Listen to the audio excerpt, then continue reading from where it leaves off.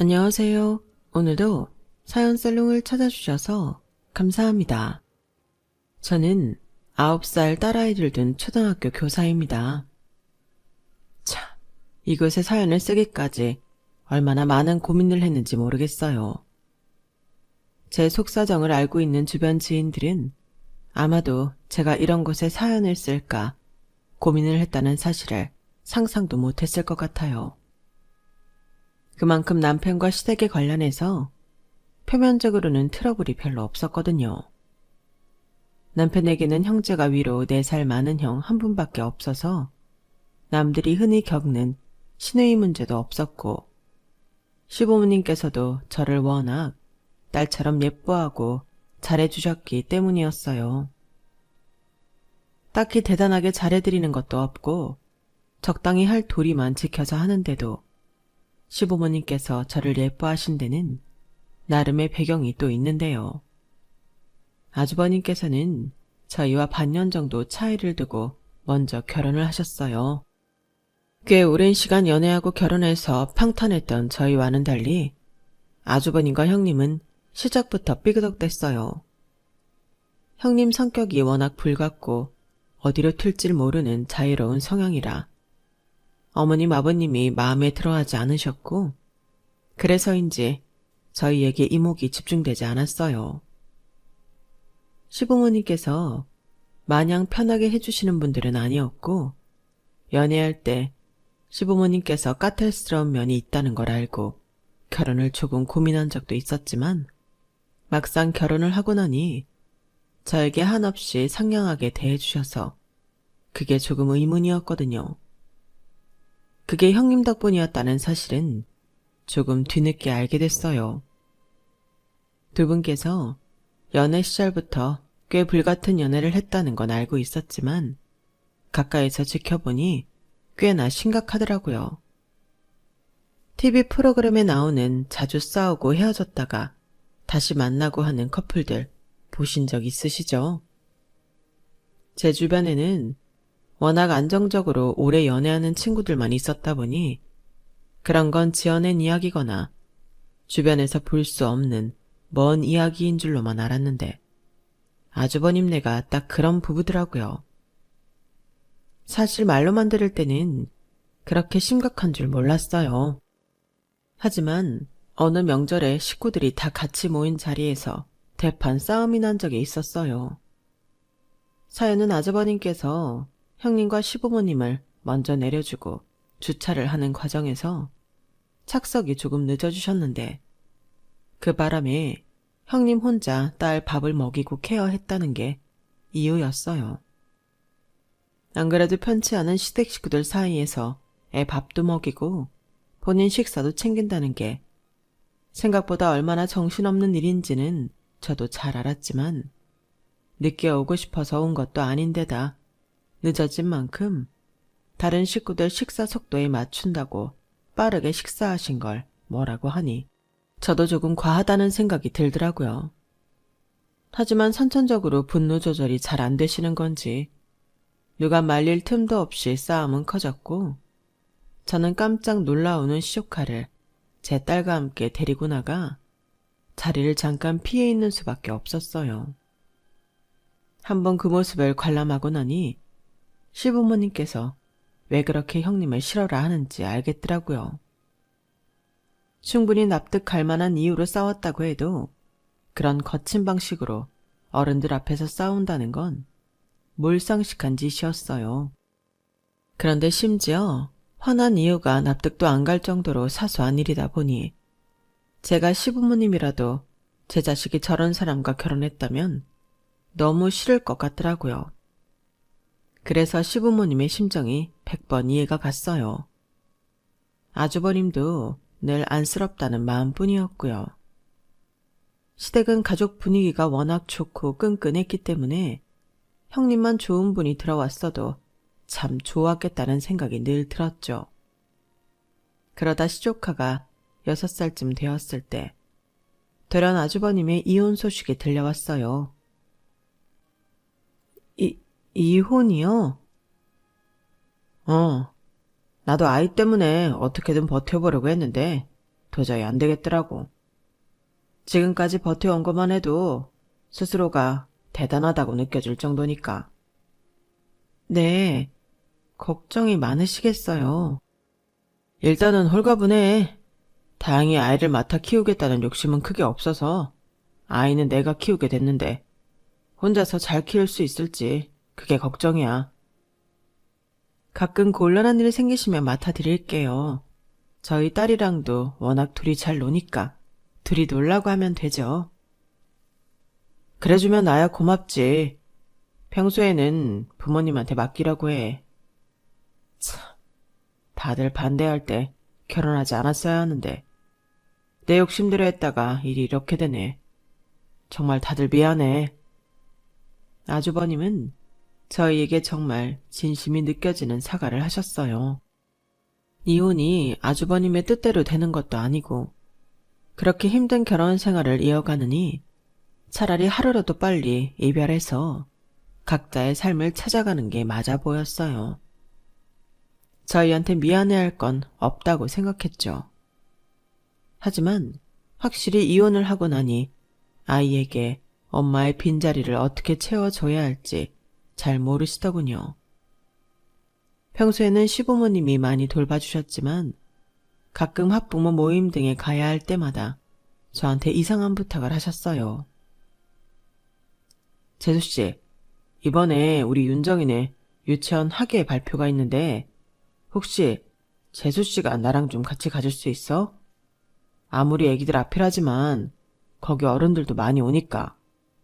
우리 애가 이혼 가정애라는 걸 별로 알리고 싶지 않아서. 저도 딸 있는 부모다 보니 충분히 무슨 마음인지 이해가 갔고 그래서 흔쾌히 허락을 했어요. 시조카가 엄마의 빈자리를 느끼지 않게끔 온 가족이 북적거리면서 가면 좀 낫지 않을까 싶은 마음이 들었어요. 그 부탁을 처음 들었을 때만 해도 당연히 남편도 함께 와달라는 뜻인 줄 알았거든요. 그래서 남편에게 전달을 했고 남편도 워낙 아주버님과 사이가 좋고 시조카도 안쓰럽게 생각하고 있었기에 흔쾌히 반차까지 써가며 학예회에 참석했어요. 그런데 그날 집에서 출발하기 전부터 이상하게 자꾸 남편이 아닌 저에게 연락이 오더라고요. 원래는 남편을 통해서가 아니면 직접 연락을 할 일은 없었기 때문에 남편이 전화를 못 받은 줄 알고 별 생각 없이 전화를 받았어요. 재수씨, 출발했어? 네, 학예회 시작하기 10분 전에는 도착할 것 같아요. 금방 갈게요. 그래, 고마워. 끝나고 애하고 밥 한 끼 같이 먹자. 내가 비싼 걸로 살게. 좋아요. 곧 뵐게요. 그렇게 시조카의 유치원 앞에 다 와서 아주버님을 만났는데 제 뒤에 따라오는 남편을 보고 갑자기 얼굴이 굳어지더군요. 그러더니 돌연한다는 말이 너는 왜 왔어? 하는 거예요. 너 왜 왔냐니? 형이 하기에 와달라고 했다며? 너 말고 재수씨 보고 와달라고 했지. 너 보고 와달라고 한 건 아니었는데? 그게 무슨 소리야, 형일인데. 내가 안 가고 이 사람만 오라니. 얘기 못 들었어? 우리 윤정이 엄마 없는 거 티내기 싫어서 재수씨한테 부탁한 건데 네가 와버리면 어떡해. 아니 형, 그게 무슨 소리야. 그럼 지금 이 사람을 형 부인인 척, 윤정이네 엄마인 척 하라고 와달라는 부탁을 했다는 거야? 여보, 당신은 알고 있었어? 아니, 나도 몰랐는데. 엄마가 안 계시니 가족들이 북적거리게 와달라고 하신 줄 알았는데. 다들 생각이 있는 거야, 없는 거야. 그럴 거면 내가 왜 굳이 재수씨한테 부탁을 했겠어? 내가 이런 부탁할 사람이 재수씨밖에 더 있냐? 아니, 형, 이건 너무 뻔뻔한 거 아니야? 왜 형이 화를 내? 아무리 그래도 내 와이프를 형 부인인 척 하라고 불렀다고? 이건 내가 화내야 할 일 아냐? 나도 오죽했으면 이랬겠냐.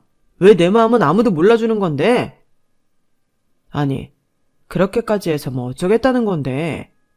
이 사람이 평생 형 부인인 척 따라다닐 수도 없는 노릇이고 이혼한 가정인 건 어떻게든 밝혀질 텐데 그게 숨긴다고 숨겨지는 문제야? 그럴 거면 차라리 재혼을 해. 그래. 나도 마음 같아서는 당장 재혼해버리고 싶지. 근데 어디 그게 사람 마음대로 되냐고. 그럼 내가 재혼할 때까지 재수씨 좀 빌려주든가. 내가 나조차고 이래? 애한테 상처 주기 싫어서 그러는 거잖아. 이혼 가정애가 편견에 얼마나 시달리는지 알잖아. 뭐 이런 경우가 다 있어. 어쨌든 나는 이 사람 혼자 못 보내.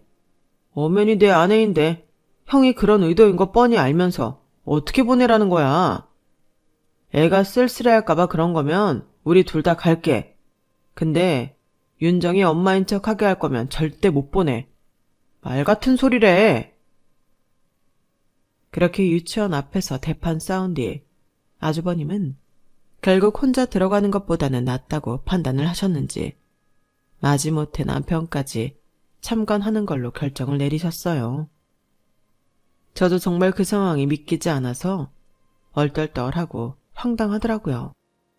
사전에 그런 의도로 하는 부탁이라고 미리 들었어도 어이가 없을 마당에 그런 말은 한마디도 없다가 이런 식으로 다 와서 의도를 밝히는 것도 그렇고 그날 이후로는 여러모로 좀 묘하게 경계가 되더라고요. 그날은 남편이 앞에서 강하게 불쾌감을 드러내기도 했고 싸움 직전까지 갈 뻔한 걸 시조카 하나만 생각해서 어영부영 화해하듯 넘어갔어요. 그런데 시간이 좀 지난 뒤에는 아주버님께서 따로 사과 연락을 주시더라고요. 그때는 내가 너무 미성숙하게 부탁을 했지? 미안해. 윤정이를 힘들게 하고 싶지 않아서 나도 모르게 이기적인 부탁을 했던 것 같아. 형준이나 재수씨 입장은 전혀 고려도 하지 않았네. 다시는 그런 부탁하지 않을 거야. 그러니까 어색하게 지내지 말자. 네, 아주버님도 처음이니까 실수하실 수 있다고 생각해요. 이혼도 처음이시고 갑자기 이런 상황이 올 거라고 생각도 못 하셨을 테니까요. 사람이 너무 당황하면 그럴 수도 있죠. 저희는 괜찮아요. 그래, 나도 이 일로 재수씨랑 형준이랑 안 좋게 지내고 싶지 않아. 그땐 그게 정말 사소한 부탁이라고 생각을 했는데 다시 생각해보니까 아니더라고. 재수씨를 곤란하게 하는 건 물론이고 형준이한테도 너무 신뢰되는 행동이고 그래도 그렇게 이해해줘서 고마워. 네, 아주버님도 어머님 아버님이 아무리 도와주신다고 해도 버거우실 때가 있을 텐데 그럴 때는 도움 요청하세요. 저희도 힘 닿는 데까진 도와드릴게요. 그래, 그래도 이렇게 교사 출신인 재수씨도 있고 든든하네. 고마워. 그날 일로 한번 제대로 삐걱거릴 뻔한 관계는 아주버님의 빠르고 진정성 느껴지는 사과로 인해 잘 마무리가 됐어요. 그런데 그로부터 얼마 지나지 않아 시댁이 발칵 뒤집힐 만한 일이 생겼어요. 그건 바로 시조카가 발달 지체 판정을 받았다는 사실이었어요. 조금 상황 판단이 느리고 충동적인 면이 있다고 생각은 했어도 지체아 판정을 받을 정도로 문제가 있다고 생각한 적은 없었는데 그런 결과가 나왔다고 하더라고요. 가족들은 미처 상상도 못했던 부분이라 정말 당황스러웠고 아주버님께서도 아주 힘들어하셨어요. 하필이면 아이가 바로 다음 해에 초등학교 입학을 앞두고 있는 상황이라 참 고민이 많으셨죠. 그래도 제가 교육학을 전공해서 소소한 도움은 많이 드렸던 것 같아요. 사실 저는 초등교육부터는 특수교육을 제대로 받는 걸 추천드렸는데 아주버님께서는 본인 욕심인지는 몰라도 적어도 초등학교까지만은 일반 아이들과 함께 어울리며 교육시키고 싶다고 하시더라고요.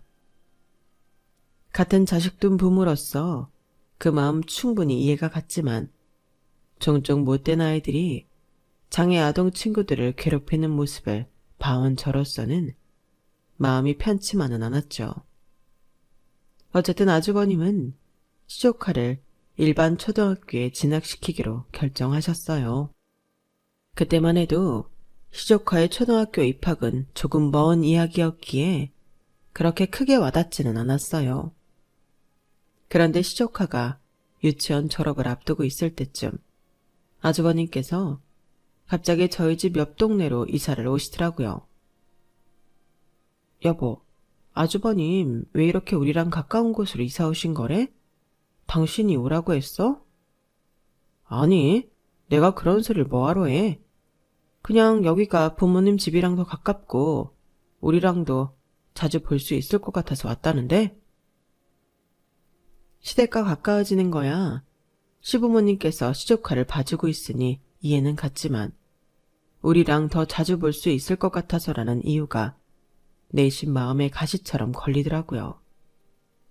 아주버님과 관계가 좋은 편인 건 맞지만 굳이 옆 동네로 이사까지 와서 교류할 정도는 아니라고 생각했거든요. 하지만 제 걱정과는 다르게 아주버님이 처음 이사를 오신 1년 동안은 전과 크게 달라질 건 없었어요. 이사를 왔다고 만나는 빈도수가 딱히 더 많아지지는 않았거든요. 원래도 아주버님이 이혼하신 후에 다른 가족에 비하면 시댁과 교류가 잦은 편이어서 여기서 더 교류가 많아지는 건 원치 않았던 저에게는 다행인 일이었죠. 아주버님이 아이 교육 문제로 많이 조언을 구하시긴 했지만 그 정도 도움은 얼마든지 드릴 수 있어서 괜찮았어요. 시조카가 유치원을 졸업하고 바로 초등학교에 보낼 줄 알았던 아주버님은 의외로 아이를 홈스쿨링을 시킬 생각을 하시더라고요. 홈스쿨링이 흔하지는 않다 보니 제 인맥을 총동원해서 특수교육 전공자인 대학 동기를 소개시켜줬어요. 다행히 그 친구가 조카랑 합이 잘 맞았는지 만족도가 높으시더라고요. 재수씨, 정말 고마워. 소개시켜준 선생님 정말 괜찮으시더라. 나 혼자 알아봤으면 이렇게 좋은 분 못 찾았을 텐데. 재수씨한테 신세를 많이 져서 어떡하지? 신세는요, 가족끼리 도와드릴 수 있는 건 도와드려야죠. 아주버님께선 눈물까지 글썽이며 고마워하셨고 그 모습을 보니 나름대로 뿌듯하더라고요. 그렇게 시조카는 2년 정도 홈스쿨링을 했어요. 저희 딸이 유치원을 졸업할 때까지요. 아유, 우리 소라도 드디어 유치원을 졸업하네. 세월이 얼마나 빠른지 몰라. 소라야, 졸업 축하한다. 애 유치원 졸업식까지 다 와주시고 감사해요, 아주버님. 아유, 누구 따님인데 당연히 와야지. 아주버님께서 굳이 소라 유치원 졸업식까지 참석을 하시겠다고 오셔서 얼떨결에 시댁 식구들이 전부 모이게 됐어요. 오랜만에 본 시조카는 어릴 때 전혀 티가 안 났던 것과는 달리 말투나 행동 등에서 조금씩 발달지치 아이의 모습을 보이더라고요. 그 모습을 보니 같은 자식 가진 부모로서 마음이 찡했어요. 안타까운 마음에 한참 시조카에게서 눈을 못 떼고 있는데 갑자기 아주버님이 그러시더군요. 우리 윤정이도 이제 많이 컸지? 네, 정말 시간이 빠르네요. 완전 아기였는데. 안 그래도 내년에는 윤정이를 정말 학교에 보낼까 생각 중이거든. 이제 몸도 제법 컸고 집에서만 교육을 시키니 애가 슬슬 외로워하는 것 같아서. 아무래도 그렇죠. 그럼 어느 학교로 생각 중이세요? 2년 동안 집중적으로 특수교육을 받았고 만족도로 높았으니 저는 당연히 특수교육 학교로 생각을 바꾸셨을 줄 알았어요. 그런데 의외의 대답을 하시더라고요. 가르던 데 가야지. 재수씨가 근무하고 있는 땡땡 초등학교로. 네? 저희 학교로요? 우리 동네에서도 워낙 가까워서 지망하면 다닐 수 있겠던데. 그리고 소라도 그 학교로 갈 거 아니야. 유치원 때 친구들은 이미 학년 다 올라가 있을 텐데 한 명이라도 아는 얼굴 있는 학교로 가는 게 낫잖아. 안 그래? 제가 다니는 초등학교는 사립초등학교라 지원을 하면 추첨을 하는데 당첨될 확률이 5분의 1 정도 됐어요. 하지만 그건 일반 학생들의 이야기였고 특수교육 대상 학생들을 뽑는 인원수에 비해 지원하는 인원이 적어서 확률이 더 높았을 거예요. 저희 딸과 시조카가 딱 2살 차이가 났는데 제가 딸에게 사촌 언니는 아프니까 잘해줘야 한다고 가르쳐 놨거든요. 그래서 둘은 가끔 만나도 사이가 무척 좋게 지냈고 특히 시조카가 우리 딸을 많이 좋아했어요. 사실 학교 선생하면서 이런저런 케이스를 많이 봐온 저로서는 딸에게 딱히 아픈 친구를 떠맡아야 한다는 부담감은 주고 싶지 않더라고요. 아무리 아프지 않은 정상인이라고 해도 초등학생 역시 보호받아야 할 아이잖아요. 그런 아이에게 아픈 친구를 맡겨버리면 아이가 스트레스 받고 우울해하더라고요. 저희 학교에도 그런 지체아 친구를 선생님 혼자 케어하기 힘드니 반장한테 맡겨버렸던 경우가 있었는데 반장이 너무 힘들어해서 학부모들이 찾아온 적도 있었어요. 그런데 하필이면 딱 2년. 저희 딸과 시조카가 나이 차이가 나는 기간 동안만 홈스쿨링을 시키고 저희 딸이 초등학교 입학하는 시기에 맞춰 같이 학교를 보내겠다고 하니 기가 막히더라고요.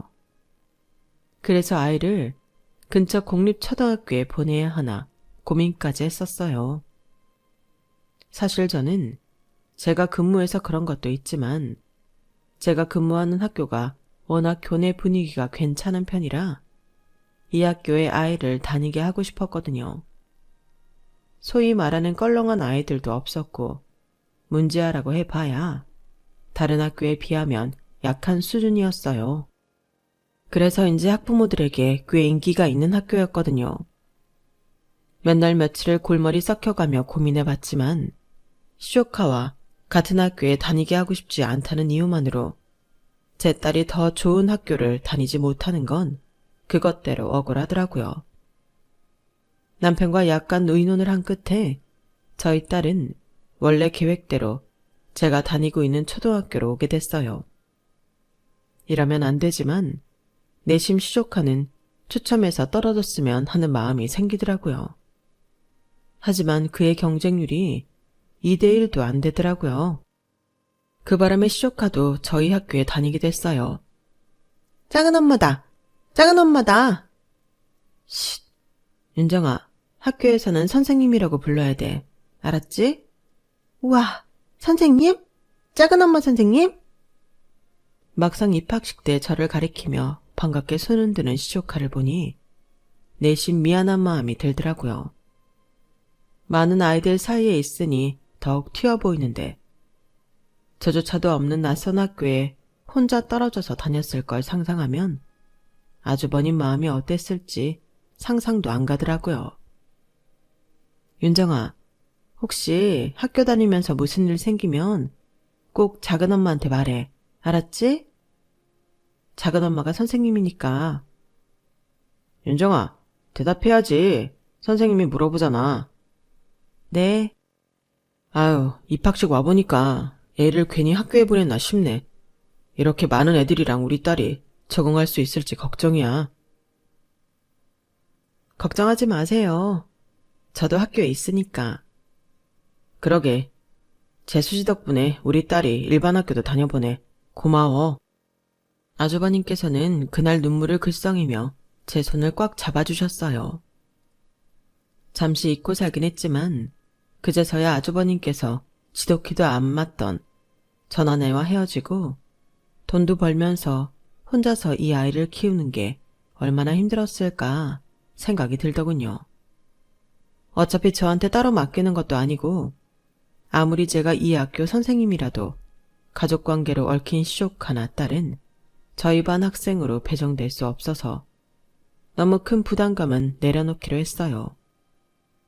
제가 괜히 서서 부담을 느끼는 바람에 안 좋은 생각을 한 것 같은 느낌이었거든요. 본격적으로 새 학기가 시작되면서 당연히 조카와 제 딸은 저와는 각각 다른 반으로 흩어졌어요. 그래도 시족한 반은 그렇게 멀지 않았는데 딸은 아예 저와 정반대편 교실로 떨어져서 학교에서는 딸을 잘 만나지 못했어요. 가끔 옆옆 반에 있는 시조카만 가끔 잘 다니고 있나 들여다보는 정도였고 제 과목 담당 수업일 때만 애들을 겨우 볼 수 있었어요. 소라야, 학교 생활은 어때? 친구들은 많이 사귀었어? 재밌는 친구도 많고 담임 선생님도 완전 좋아. 그래? 다행이네.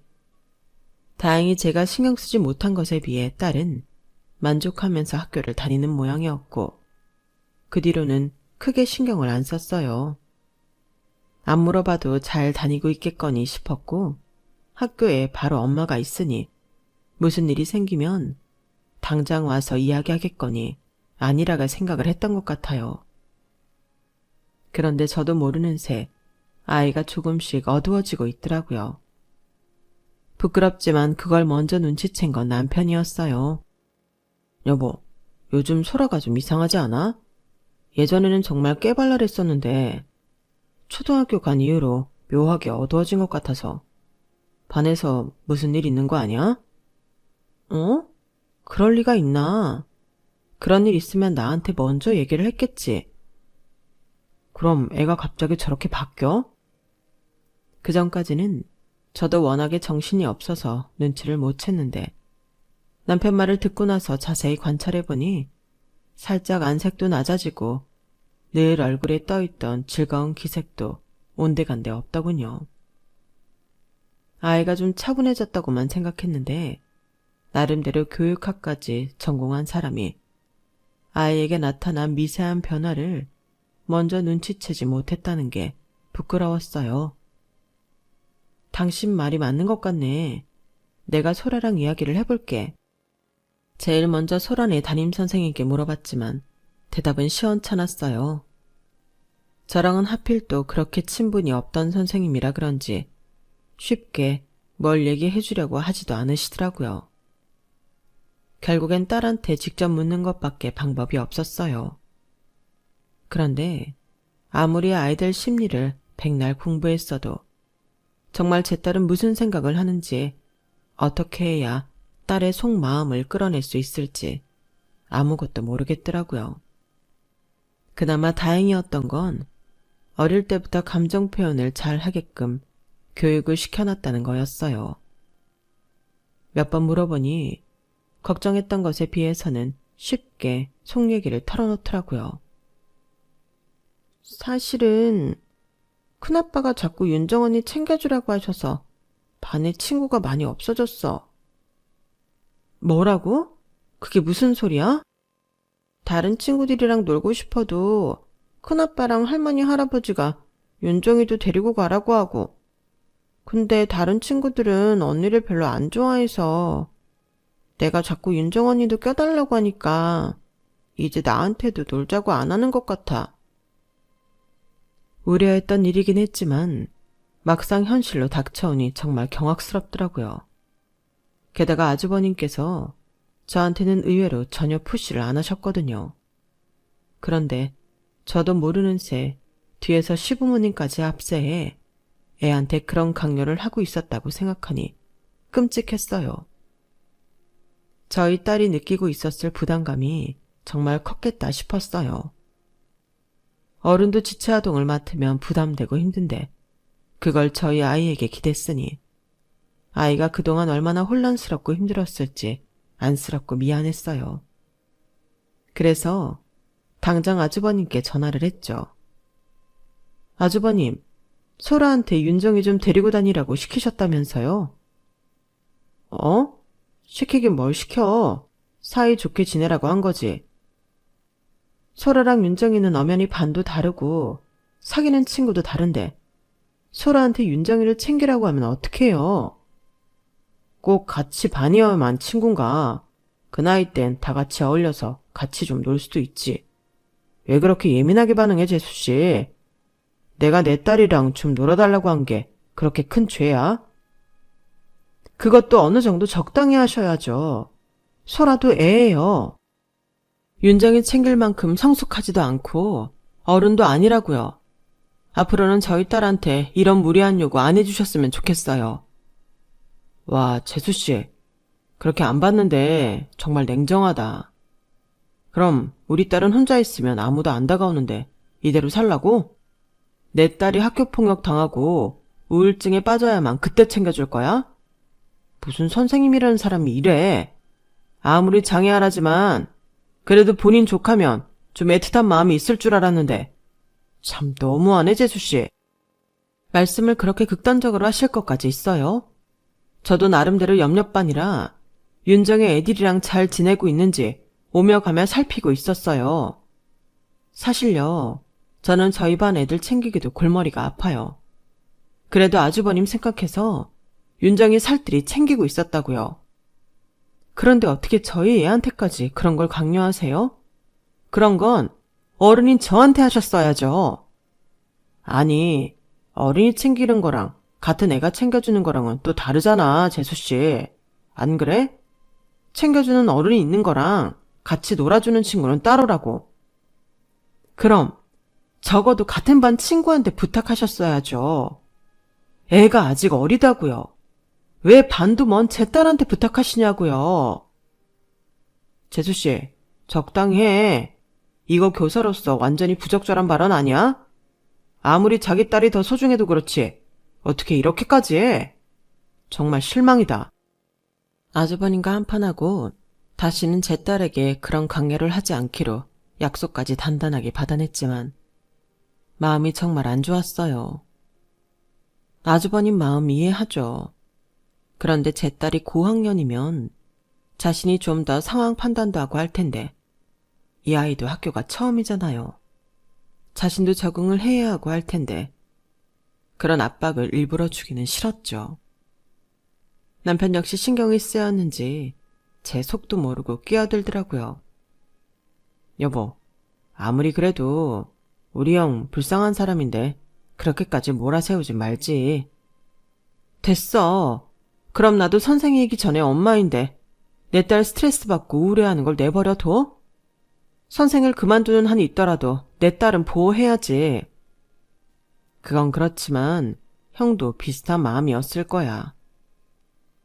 처음에는 귓등으로도 안 들렸지만 저도 사람이라 그런지 또 마음이 약해지는 순간이 오더라고요. 제 딸도 윤정이를 싫어하는 건 아니라서 학교에서 굳이 붙어 다니지 않는 대신 학교 후 윤정이를 집에 초대해서 자주 놀게 해줬어요. 윤정이가 하도 저나 소라를 좋아해서 집에 놀러오는 빈도수가 잦아졌고 둘이 같이 밥도 먹이고 공부도 시키면서 자매처럼 제가 돌봐줬어요. 아주버님과 대놓고 화해의 자리를 마련하진 않았지만 이 정도면 언젠가 아주버님께서 제 노력을 알아주겠거니 싶었죠. 그런데 어느 날 돌연 청천벽력 같은 소식이 들려왔어요. 아주버님께서 재혼을 앞두고 있다는 소식이었어요. 네? 아주버님이 재혼을 하신다고요? 세상에, 그동안 어머님 아버님도 마음고생 많으셨을 텐데 축하드려요. 아, 축하는 무슨. 저렇게 불쌍하게 아픈 애 돌보면서 호래비로 늙어 죽으려나 싶었는데 다행히 직장 동료 중에 괜찮은 여직원이 하나 들어왔다지 뭐야. 나이도 어리고 집안도 적당히 괜찮고 무엇보다 성격도 순둥해서 둘이 잘 살 것 같다. 네, 잘 됐네요. 그런데 혹시 그쪽에서도 재혼인 거예요? 어? 아니, 그쪽은 당연히 추혼이지. 아, 그럼 아주버님이 재혼인 건 알고 계시고요?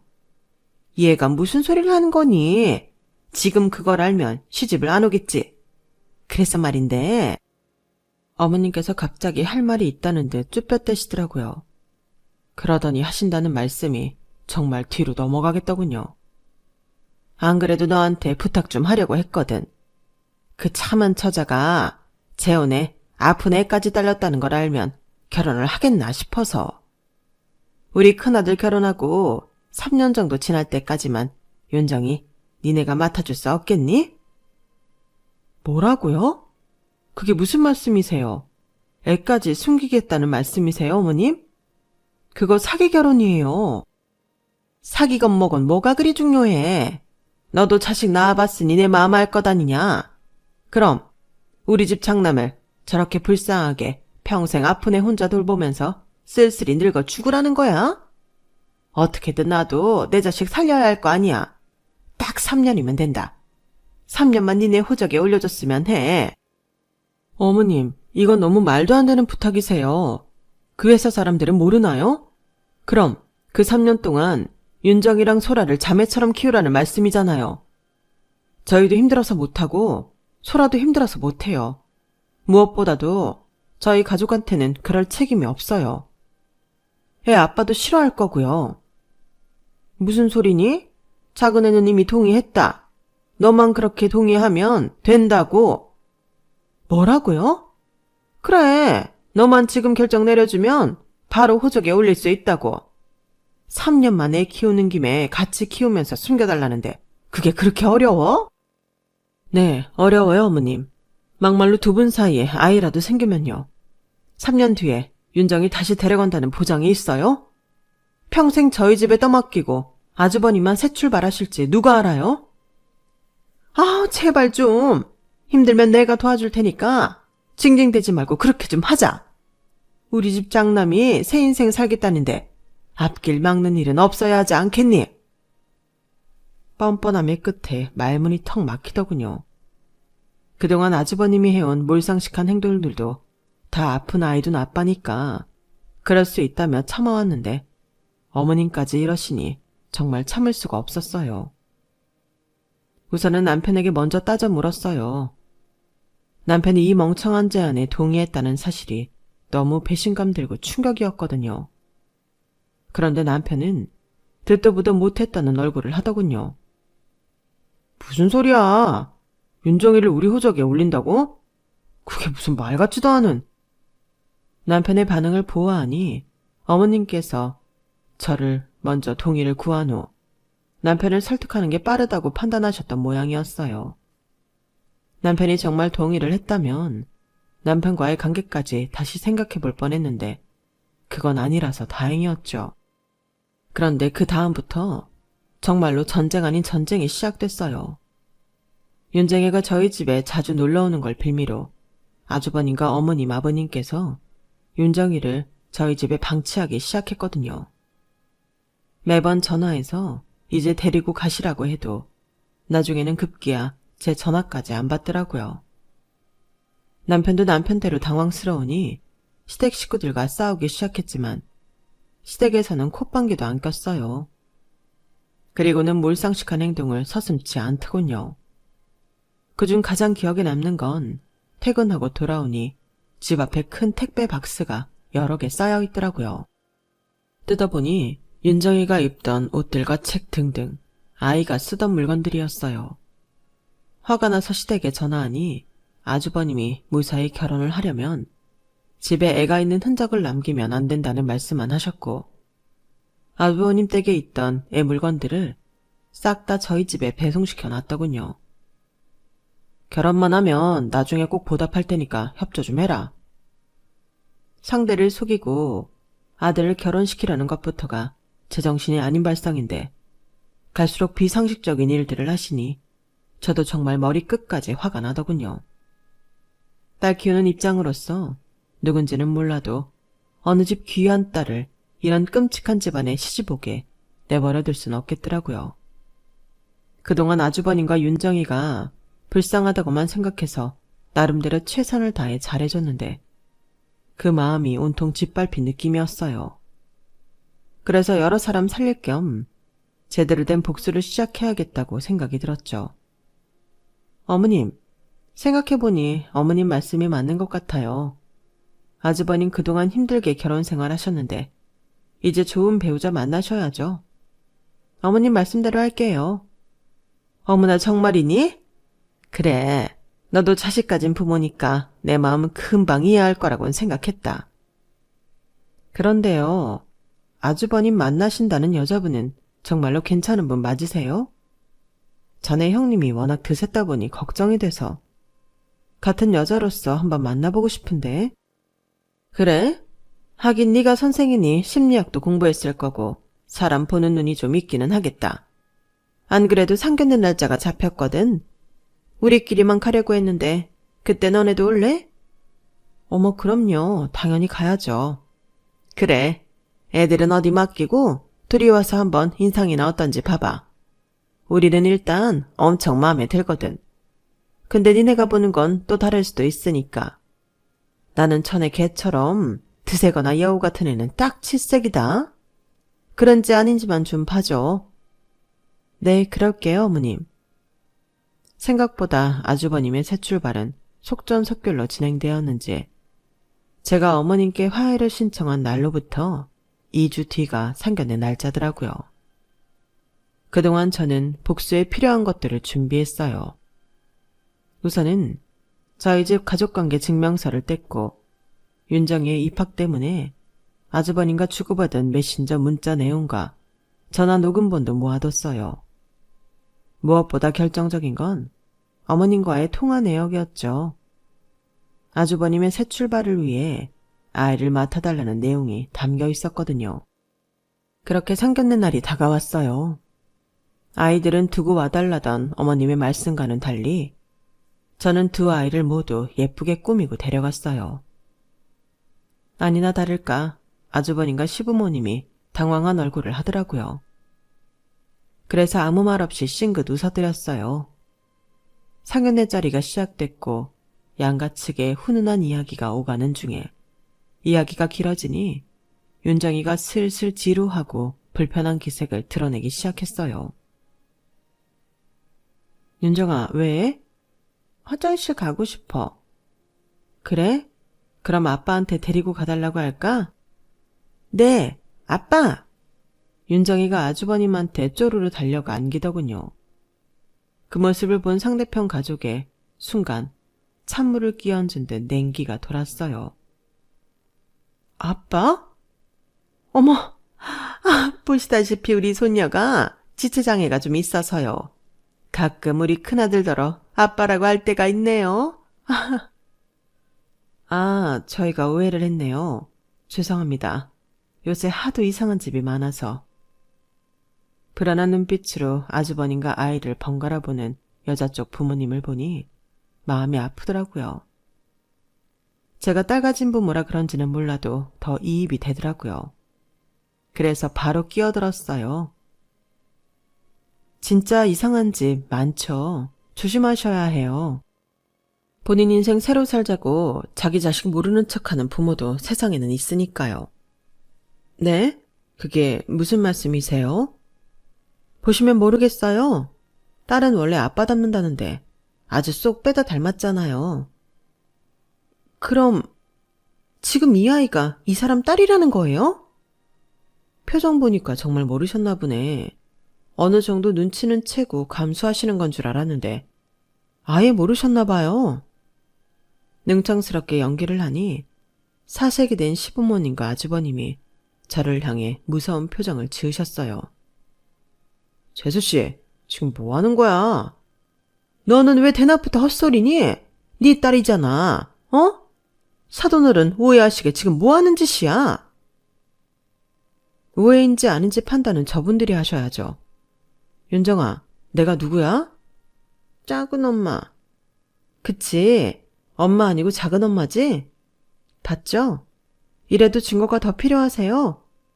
윤정이 우리 호적에 올리라고 하셨던 통화 내용 다 녹음되어 있는데 여기서 한번 까봐요? 제가 핸드폰을 켜서 녹음된 통화 내용을 틀자 시어머니가 소스라치게 놀라며 제 핸드폰을 막았어요. 됐다, 그래. 협조하는 척하더니 저 이하가 빠진 년. 내가 어떻게 이렇게 우리 뒤통수를 쳐? 여자 잘못 만나 불쌍해진 내 아들놈 팔자 좀 고쳐보자 했더니 그 꼴을 못 보고 이렇게 방해를 해? 우리가 너한테 뭘 그리 잘못했다고? 저한테 잘못하신 게 아니라요.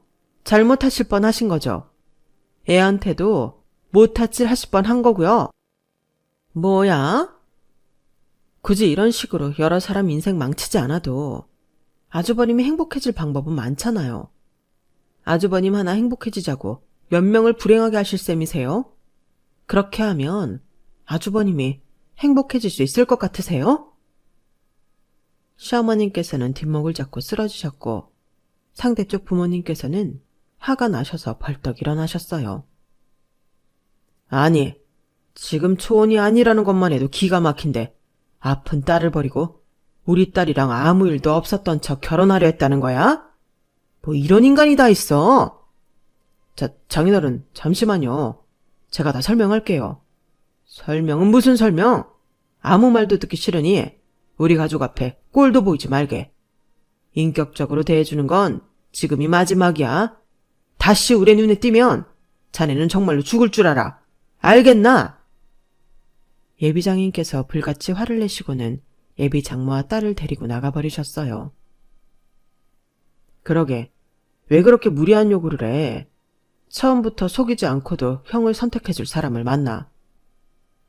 싸해진 분위기 속에서 남편은 혹여나 저에게 불똥이 튈까봐 아주버님께 한마디 하고는 저를 황급히 데리고 나왔죠.